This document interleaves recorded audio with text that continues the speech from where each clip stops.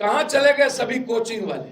वही कोचिंग वाले गर्दनी बाग भी जाते थे, वही कोचिंग वाले बीपीएससी चेयरमैन के पास भी, बीपीएससी वाले भी उन्हीं को बुलाते थे और उन्हीं से सहमति लेते थे।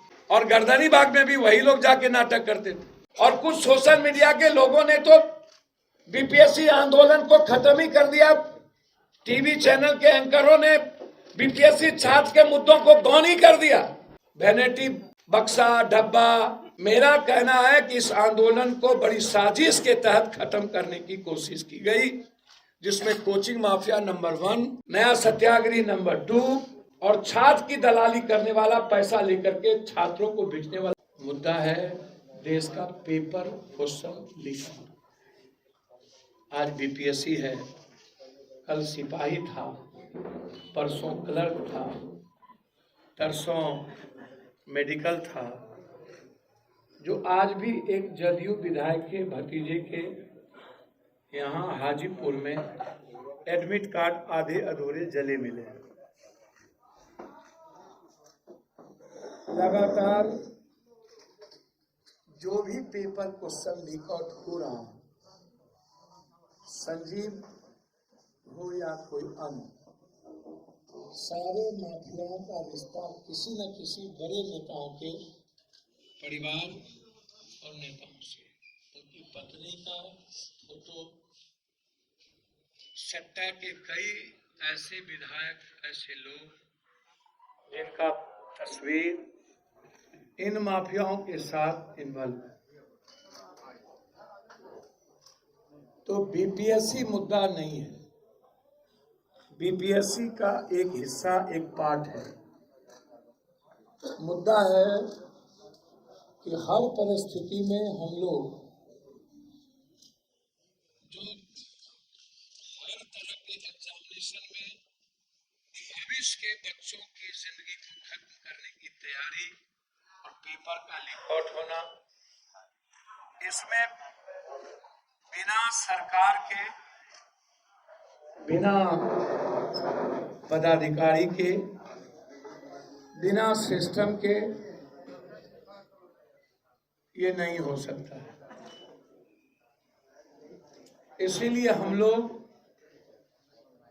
हम राष्ट्रीय अध्यक्ष चंद्रशेखर रावत जी, ओवैसी जी ने, बेनीवाल जी ने ये निर्णय लिया है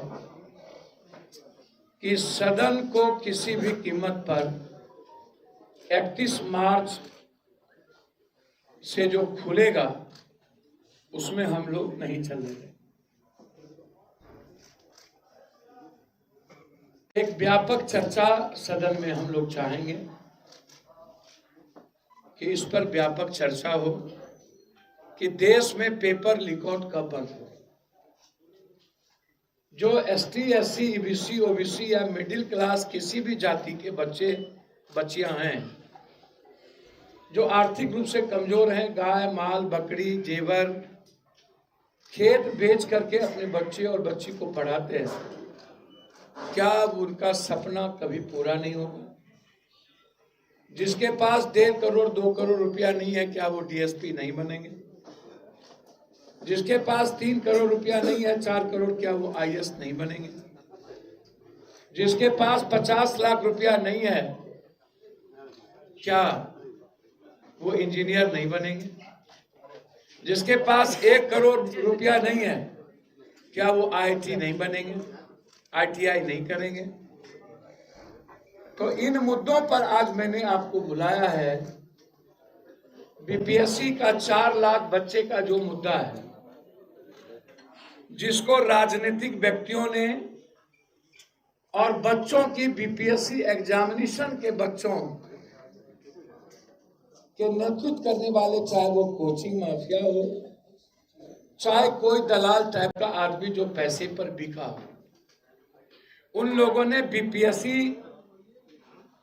आंदोलन को कमजोर कर दिया और खत्म कर दिया। और मैं शुरू से कह रहा हूं कि हम लोगों का कोई मतलब, हम लोगों का, हमारे मित्र का बच्चों के भविष्य से राजनीति का पहले भी हम लोग जब भी एक होके लड़े हैं तो उससे मदद का नियोजित शिक्षक, यूपीएससी, बीपीएससी, एसएससी से राजनीति का कोई संबंध नहीं। बिहार बंद हम लोगों ने की, रेल चक्का जाम हुआ, लगातार हम लोग कार्यक्रम को कर रहे हैं। विपक्ष की एक पार्टी धारा को छोड़ करके लगभग माले कांग्रेस भी लगातार सीपीआई, सीपीएम के छात्र यूनियन संगठन, युवा काम कर रहे हैं। हम विधायक दल के नेता शकील साहब से भी आग्रह किए थे, माले के भी साथियों से आग्रह किए कि लड़ाई को बिल्कुल बिना बैनर के हम सबको मजबूती से लड़ने की जरूरत है। और हमने कहा था कि इस लड़ाई को हम लोग लेके बढ़ेंगे। अब ये लड़ाई बीपीएससी तक नहीं सीमित है, अब ये लड़ाई भारत के प्रश्न पत्र लीक से संबंधित है।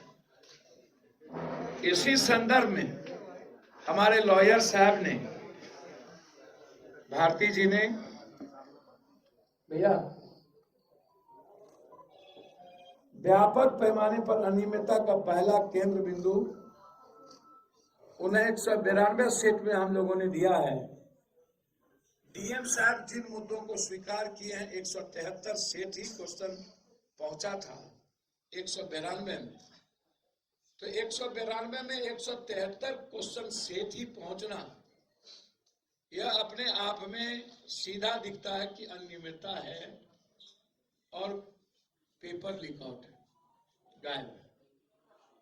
दूसरा है एग्जामिनेशन सेंटर पर जबकि नियम ही नहीं, कानून बना है कि जेमर लगना ही लगना है, किसी भी सेंटर पर जेमर नहीं था। ये दूसरा है कि किसी भी कीमत पर क्वेश्चन को प्रभावित करने के लिए, एग्जामिनेशन को प्रभावित करने के लिए जेमर का नहीं लगना। तीसरा है छात्रों के द्वारा उसी दौरान ईओयू को क्वेश्चन भेजा गया, आर्थिक अपराध इकाई, उस पर भी आर्थिक अपराध इकाई ने कार्रवाई नहीं की।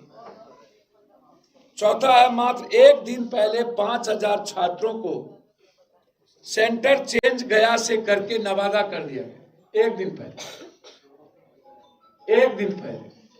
तो इससे साफ जाहिर होता है कि 5000 बच्चों को ही इनको पास करवाना था। इसी से ये लोग लेन देन किए कुछ बच्चों के साथ। 4 लाख बच्चों के भविष्य की चिंता इनकी नहीं थी।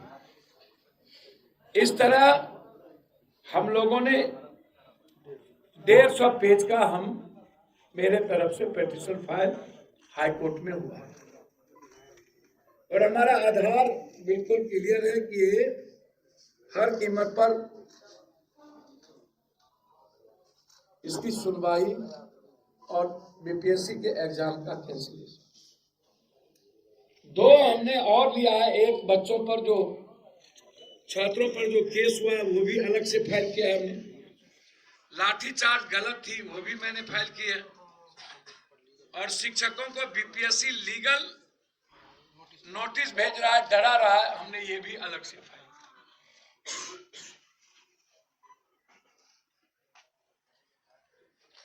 एक केस हमने अलग फाइल किया जिसमें एग्जामिनेशन कैंसिलेशन का है। 3 केस अलग फाइल किया जिसमें लाठी चार्ज का और बच्चों पर केस का। तो इसीलिए यह प्रोसेस मैंने आपको पहले भी कहा, लाठी चार्ज के बाद जब हुई थी तो मैंने कहा था कि यदि सरकार नहीं मानेगी तो बिहार में हम रेलवे चक्का जाम करेंगे, फिर भी सरकार नहीं मानेगी तो हम बिहार बंद करेंगे, तब भी सरकार नहीं मानेगी तो हम सर्वोच्च न्यायालय तक जाएंगे। हमने कहीं भी पप्पू यादव या चंद्रशेखर रावत या ओबीसी या हमारे साथियों का नाम आगे नहीं लाया। हमारा मुद्दा ये है भविष्य के बच्चों पर की जिंदगी को सेव करना, और आज से नहीं है, ये 90 के पहले के दशक से आज तक जिन लोगों को कभी किसी बच्चों के भविष्य की चिंता या आंदोलन नहीं थे, हर नए आंदोलन में नए तरह के बच्चों की जिंदगी को खिलवाड़ करने वाले दलाल टाइप के कुछ लोग आ जाते हैं, जिसका एग्जामिनेशन से कोई मतलब नहीं और वो बिक जाते हैं। मैं हमेशा ये बात कहता हूं, कहां चले गए सभी कोचिंग वाले? वही कोचिंग वाले गर्दनी बाग भी जाते थे, वही कोचिंग वाले बीपीएससी चेयरमैन के पास भी जाते। अब आप हमको बताइए, ये बड़ों के बाप कनियों के बाप दोनों कैसे संभव? बीपीएससी वाले भी उन्हीं को बुलाते थे और उन्हीं से सहमति लेते थे, और गर्दनी बाग में भी वही लोग जाके नाटक करते थे। और जो नए सत्याग्रही बने, मुझे तो आश्चर्य होता है कभी कभी इस बात को लेकर के। जनाब, आप लोग सुनिएगा तो आश्चर्य होगा कि 153 धारा में पुलिस कितने मिली हुई है, कितनी गंदी है बिहार की पुलिस। कहती है कहो कि पहला जो केस हुआ था किसी नए सत्याग्रही पर, वो था 153 धारा के तहत, वो केस नहीं सटा, वो केस नहीं सटा। जो बेलेबल सेक्शन था, बेलेबल, जिसका वारंट ही इशू नहीं हुआ, कस्टडी में लिया ही नहीं गया। कुछ लोगों ने उन्हें कह दिया दुनिया का नया इतिहास रच दिया। गांधी मैदान थाना केस नंबर 815-24, इनमें बेल नहीं, जबकि ये नॉन बेलेबल। और कहा मैंने कुछ भरना ही नहीं है, 25,000 के मुचल के भी भर ली।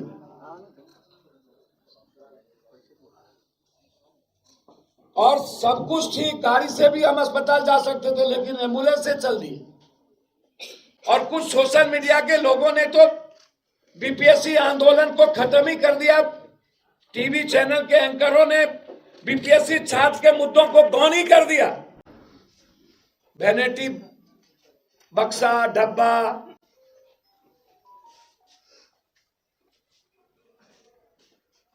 मेरा कहना है कि इस आंदोलन को बड़ी साजिश के तहत खत्म करने की कोशिश की गई, जिसमें कोचिंग माफिया नंबर 1, नया सत्याग्रही नंबर 2 और छात्र की दलाली करने वाला, पैसा लेकर के छात्रों को बेचने वाला नंबर 3।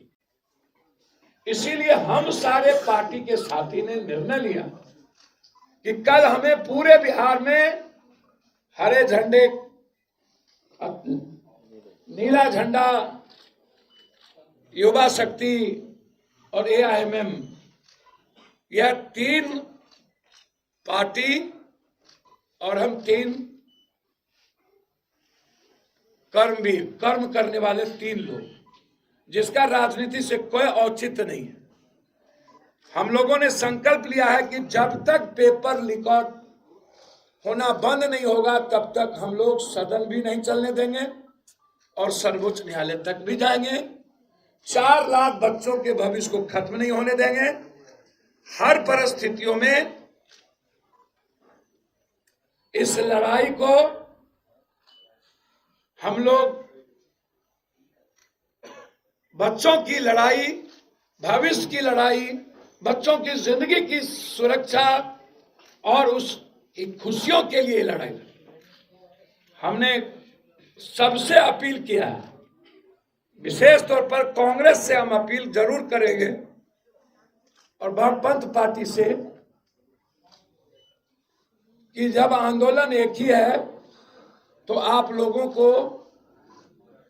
सहयोग बच्चों के हित में करें। हम आप लोग के सहयोग के साथ, जैसे हम चंद्रशेखर रावत जी और एआईएमएम के साथ खड़े हो गए, हमने कहा आप लोग आगे बढ़िए। इसीलिए हम कांग्रेस से भी अपील कर रहे हैं तो हम लोग के कल बंद में आए और उसके बाद अगली रणनीति बनाएंगे कि क्या हम लोगों को इस बड़े छात्र और युवाओं के भविष्य को लेकर के सभी जिला मुख्यालय में एक बड़ी सभा, जिसमें चंद्रशेखर जी भी रहेंगे, कुछ जगहों पर AIMM के साथी भी रहेंगे, और हम लोग यहां से लेकर के दिल्ली तक, यूपी तक से लेकर दिल्ली तक सभा करें। अंत में मेरा एक आग्रह है, जो लोग बीजेपी से और बीजेपी के तरीके से जो कंप्लीट रूप से जाति जनगणना के विरोध है, आरक्षण विरोध है, बच्चे के भविष्य के साथ खिलवाड़ करती है, और उनकी लड़ाई बीजेपी से ना होकर जो क्षेत्रीय पार्टी कांग्रेस से लड़ रही और इंडिया गठबंधन की बात करती हो, मैं उनसे आग्रह करूंगा, यदि इसी तरह आप बिहार के भविष्य और दिल्ली के भविष्य को खत्म करने की तैयारी और बीजेपी को मजबूत करने की तैयारी करेंगे, तो कभी भी आपको माफ नहीं करेगा यह बिहार। बस